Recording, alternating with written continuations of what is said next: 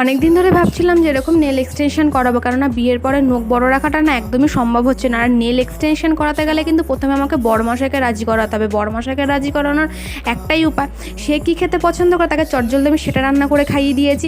আর আমি তাকে কী খাইয়ে রাজি করেছিলাম সেটা আমি তোমাদেরকে অন্য একটা ভিডিওতে আমি শেয়ার করবো রেসিপিটা। তো আমি এখানে একটা নেল এক্সটেনশনের কিট অর্ডার করেছি, যেখানে একটা নেল লিকুইড সলিউশন দিয়েছে, কতগুলো ফেক নেলস দিয়েছে, আর দুটো টিউব দিয়েছিল হচ্ছে 30 ml এর, মানে এই পলি জেলের, একটা হোয়াইট একটা দুধে আলতা।